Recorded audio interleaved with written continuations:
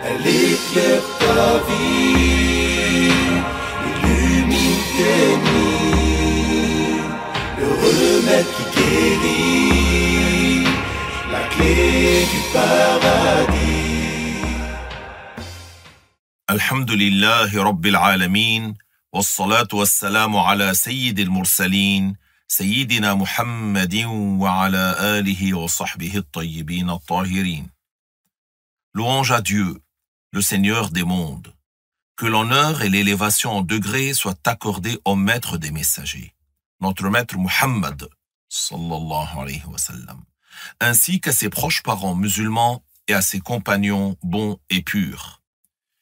Chers auditeurs, chères auditrices, assalamu alaykum wa rahmatullah. Nous allons aborder aujourd'hui, incha'Allah, une question très importante du livre intitulé « La croyance des musulmans ». Cette question est la suivante. Parle de la pratique de la sorcellerie. La réponse est que pratiquer la sorcellerie est interdit. Oui, c'est interdit.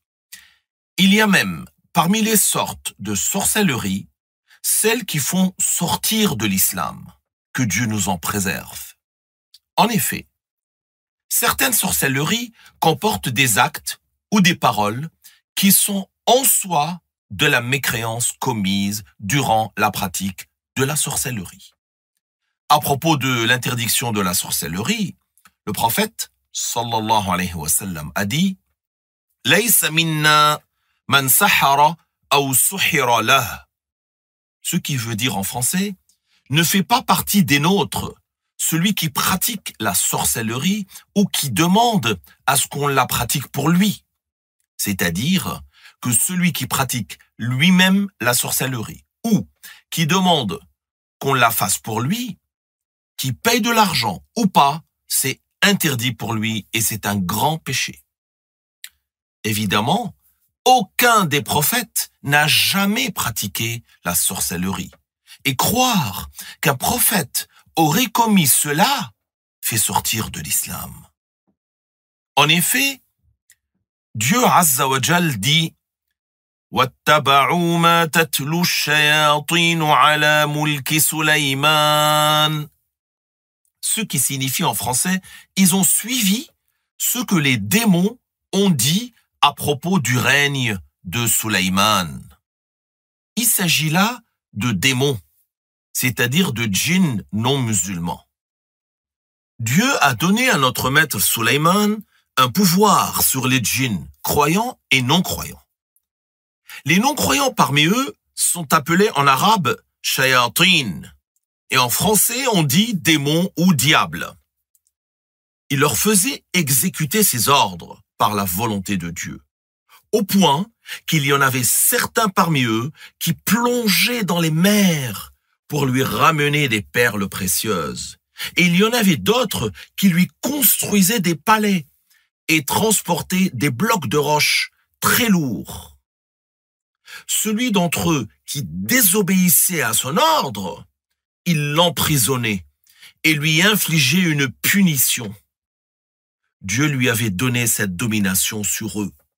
Et il les faisait travailler à la réalisation de grands travaux très difficiles. Notre maître Sulayman avait demandé à Dieu de cacher aux djinns sa mort, c'est-à-dire lorsqu'il mourra, et qu'ils n'en prennent pas connaissance. Alors qu'il était appuyé sur son bâton, son âme lui fut ôtée. Il est mort, appuyé sur son bâton, et ne tomba donc pas. Le prophète Sulayman avait l'habitude de pratiquer des khalwa, c'est-à-dire de s'isoler pour se consacrer à l'adoration de Dieu. Et le jour où il décéda, les djinns ont cru, en le voyant appuyé sur son bâton, qu'il était dans sa khalwa. Dès lors, ils ne l'ont pas approché.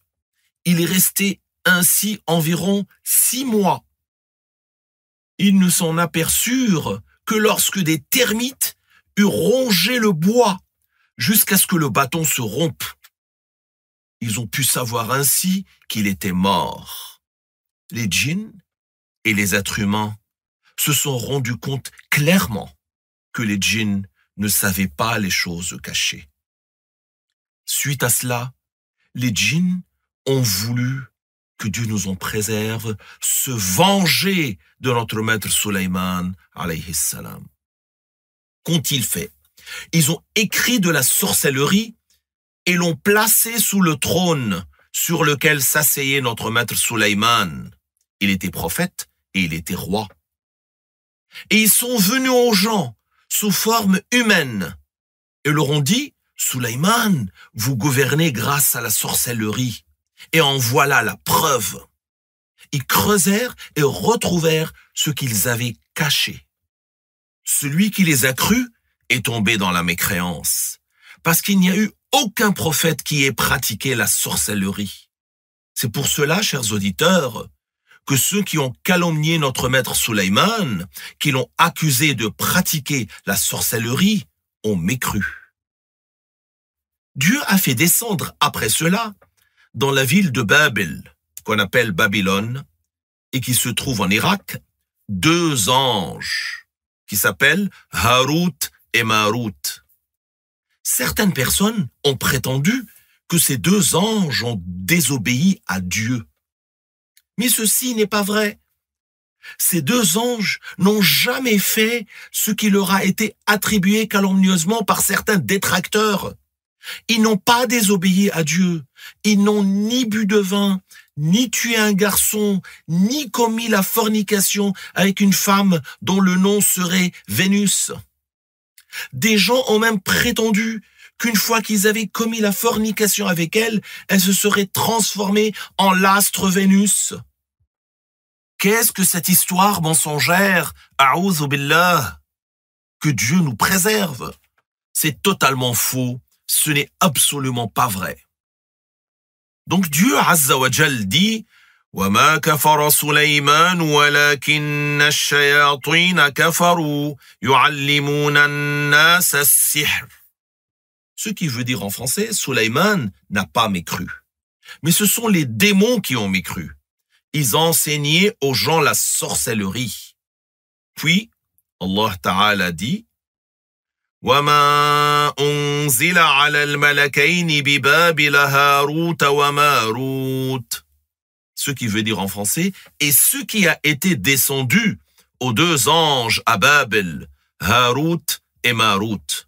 Ensuite, وَمَا يُعَلِّمَانِ مِنْ أَحَدٍ حَتَّى يَقُولَا إِنَّمَا نَحْنُ فِتْنَةٌ. Ce qui veut dire en français, ils n'enseignaient à aucune personne sans lui avoir dit, nous ne sommes qu'une épreuve. Ces 2 anges, à chaque fois qu'ils enseignaient à quelqu'un, que lui disaient-ils? Ils lui disaient, Innama nahnu fitna. Nous ne sommes qu'une épreuve. C'est-à-dire, Dieu a fait de nous une épreuve pour les gens. Ceci était pour réfuter la parole des démons qui avaient dit aux gens que le prophète Sulayman les gouvernait grâce à la sorcellerie. Alors que ce qu'il faisait comme chose extraordinaire, le prophète Sulayman, c'était en réalité des miracles. En effet, les gens n'arrivaient plus à distinguer le sorcier du prophète. Ils ne faisaient plus la différence entre la sorcellerie et le miracle. Notre Seigneur a fait descendre ces 2 anges pour enseigner aux gens une sorte de sorcellerie, afin que les gens puissent faire la distinction entre la sorcellerie et les miracles. Et non pas dans le but que les gens mettent en pratique cette sorcellerie. Donc ces 2 anges obéissaient aux ordres de Dieu et n'ont commis aucune désobéissance. Ces 2 anges sont honorables selon le jugement de Dieu, comme le sont tous les anges d'ailleurs, sans exception. Dieu Azza wa Jal dit à propos des anges, La ya'assouna Allah ma amarahum wa yaf'alouna ma yu'maroun. Ce qui veut dire en français, ils ne désobéissent pas à Dieu en ce qu'il leur ordonne de faire, et ils font ce qu'ils ont eu l'ordre de faire. Pour revenir au sujet de la sorcellerie, il y a le hadith « Ijtanibu sab'a al-mubiqat », ce qui veut dire, en français, « éviter les 7 péchés qui mènent à la perte ». Et il a été dit « Quels sont-ils, ô messager de Dieu ?»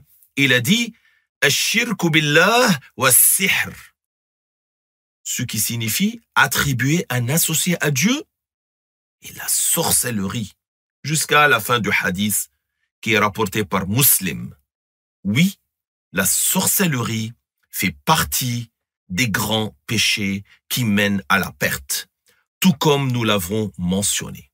Parfois, la sorcellerie, et comme on l'a dit auparavant, consiste en des pratiques qui font même sortir de l'islam, comme lorsque certains disent « écris tel verset avec de l'urine ».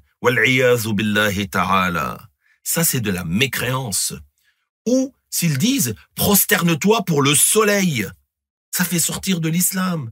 Ou bien « égorge un mouton pour le démon », ça fait sortir de l'islam. Ou bien pour se rapprocher de telle idole, ça fait sortir de l'islam tout cela. Ce sont des actes qui font sortir de l'islam. Ou bien s'il lui dit « dis telle et telle chose parmi les expressions qui comportent une adoration d'autre que Dieu. » Cela fait sortir de l'islam aussi. Que Dieu nous préserve de tout cela. C'est pour cela que chacun d'entre nous doit y prêter attention. Je vais vous raconter une histoire vraie qui a eu lieu avec un des enseignants de notre association. Il a dit « Une fois quand j'étais petit, il y avait un vendeur de poules qui avait amené une bombe de peinture noire. Et il avait apporté un coq blanc, il était en train de le peindre en noir avec le spray. J'étais petit et j'ai été choqué. Son magasin était proche du magasin de mon père, que Dieu lui fasse miséricorde. Je me suis approché de lui et lui ai dit « Qu'est-ce que tu fais, mon oncle ?» Il s'est mis à rire et il m'a dit « Une femme voulait un coq noir pour l'égorger et faire de la sorcellerie. Mais moi, où est-ce que je vais lui trouver un coq noir ?» Alors, il l'a peint en noir. Quelques jours après, j'étais là-bas et j'entendis des cris dans le quartier. La femme était venue, elle et ses fils, chez le vendeur pour le disputer. Qu'est-ce qu'ils avaient fait avec le coq? Ils l'avaient égorgé de la manière qu'ils voulaient et ils l'avaient mis dans l'eau. Alors, qu'est-ce qui s'est passé? La couleur noire s'est diluée dans l'eau. Que Dieu nous préserve. Regardez l'ignorance. Donc voilà, il y en a un qui lui avait dit « Égorge un coq noir, fais telle ou telle chose, tu obtiendras telle et telle chose. » Donc, chers auditeurs, chères auditrices, chacun d'entre nous doit faire attention lui-même et mettre en garde les autres. Oui. Et attention, on ne défait pas la sorcellerie par de la sorcellerie. On défait la sorcellerie par le Coran, par les zikrs. C'est comme ça. Par des invocations rapportées. Donc attention, il ne faut pas avoir recours aux sorciers. Comme nous avons parlé plus haut, des termites qui ont rongé le bâton du prophète Sulayman, j'aimerais ouvrir ici une parenthèse pour mettre en garde contre ces gens qui rongent le corps de la communauté musulmane, comme le font les termites à l'intérieur du bois. Ces gens-là prétendent la science, mais en réalité, ils font partie de ces groupuscules déviés. Que ce soit ceux qui disent que Dieu ressemblerait aux créatures, ou ceux qui disent que Dieu serait un corps, ou ceux qui nient la prédestination, ou ceux qui disent que celui qui fait un grand péché est mécréant, ou leurs semblables. On appelle ces groupes en arabe Mushabbiha, Mujassima, Qadariya ou Mu'tazila et Khawarij. En fait, ces gens agissent comme les termites. Ils ne nous demandent pas de leur donner à manger ou à boire. Ils veulent de nous juste que nous les laissions faire ce qu'ils veulent. Ils attendent de toi que tu te taises, que tu ne les dénonces pas. C'est comme s'ils disaient « Ne nous donne pas d'argent, ne nous aide pas, juste laisse-nous faire, ne mets pas en garde contre nous. » Ces gens-là tout comme les termites qui ne veulent rien de toi, ni que tu leur donnes à manger, ni que tu leur donnes à boire. Tandis qu'elles font quoi? Elles rongent, elles rongent, elles rongent. Ces différents groupes agissent de la même façon dans le corps de la communauté. Si nous nous taisons, ils feront comme les termites. C'est pourquoi il n'est pas permis de se taire face à ces fléaux. Il a été dit à notre cheikh, que Dieu l'agrée, nous te donnerons telle chose et nous te donnerons telle chose si tu arrêtes de dénoncer ces groupes déviés. Il aura répondu, non, même si vous me donniez toutes les richesses du bas monde, que Dieu lui fasse miséricorde. En effet, si les mauvaises innovations dans la croyance apparaissent et que le savant se tait et ne les dénonce pas, Dieu le maudit. Donc notre cheikh, que Dieu lui fasse miséricorde, n'a pas cessé de dénoncer les gens des mauvaises innovations, avec les arguments, avec les preuves, avec la sagesse, que Dieu l'agrée. J'aimerais également attirer votre attention, que Dieu vous bénisse, au sujet de la ruqya. Ceci est un conseil pour tous. En effet, la ruqya et la médecine requièrent une attention particulière de notre part. Certains les utilisent pour entrer dans l'intimité de nos femmes, pour entrer dans nos maisons, pour nous prendre notre argent. Donc il est requis que vous soyez avertis. C'est-à-dire que, ma sœur, ne va pas de toi-même chez n'importe qui pour qu'il te fasse la ruqya, ou pour soi-disant qu'il te soigne. Et puis commencent les phrases, donne-moi de l'argent, ramène de l'argent, puis tu te retrouves toute seule avec cet homme. Et pour certains, cela va encore plus loin, que Dieu nous protège. Il faut que nous soyons vigilants. L'islam nous enseigne la perspicacité. Le musulman est intelligent et averti. Oui, c'est vrai, la ruqya est mentionnée dans la religion. Mais ce n'est pas une condition pour la ruqya de poser la main sur la personne à qui on fait la ruqya. Ce n'est pas une condition pour la ruqya de la toucher ou de le toucher. C'est clair? La ruqya a des règles de comportement et des manières de la pratiquer. Le cheikh Abdullah, rahimahullah, disait que le mahram de la femme aille avec elle. Si celui qui fait la ruqya récite une première fois, une deuxième fois, une troisième fois, et que la sœur n'est toujours pas guérie par ses soins, alors qu'il arrête. Ce n'est pas 500 fois.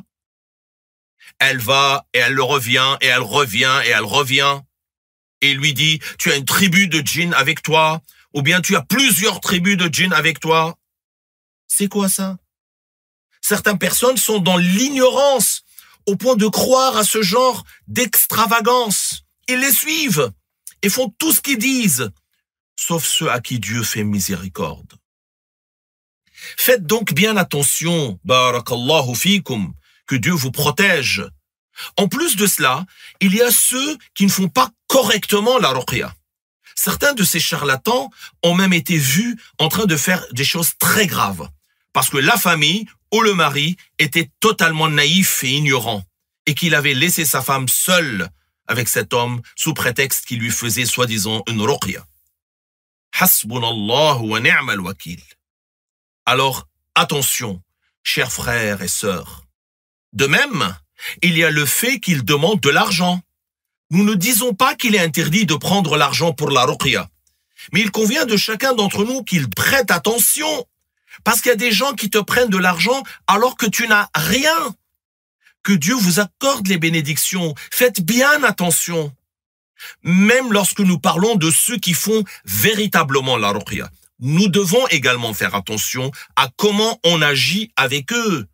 En pensant du bien, bien sûr, mais en restant circonspect, attentif. Chacun d'entre nous doit être intelligent et pas naïf. Aussi, celui qui soigne avec les plantes, cette chose-là n'est pas une médecine blâmable. Au contraire, c'est la médecine qui tire son origine des prophètes, qui s'appelle la médecine des humeurs. Maintenant, on l'appelle la médecine arabe, la médecine par les plantes, ou ce qui est de cet ordre. Cette médecine, nous ne la renions pas. Au contraire, nous y incitons même. Mais faites attention. Et évitez qu'une personne qui ne maîtrise pas cette médecine te vende un flacon d'eau sous prétexte que c'est un médicament pour 600 €. Oui, il est permis de vendre un flacon d'eau très cher. Et toi, si tu achètes, tu es libre. Mais nous disons là également que le musulman doit agir avec intelligence et perspicacité. Il y a des priorités pour les musulmans. Donne ton argent pour une cause, grâce à laquelle tu pourras, Inch'Allah, retrouver la guérison, si Dieu le veut. Dans ce domaine, pour chacun de nous, il ne convient pas qu'il se comporte comme un naïf. Encore une fois, nous devons faire attention, être conscients. Voilà ce que je voulais dire aujourd'hui. Je vous retrouve donc demain, chers auditeurs, pour la suite de ce programme que j'espère très instructif. Merci pour votre écoute. Barakallahu fikum. Wassalamu alaykum wa rahmatullahi wa barakatuh.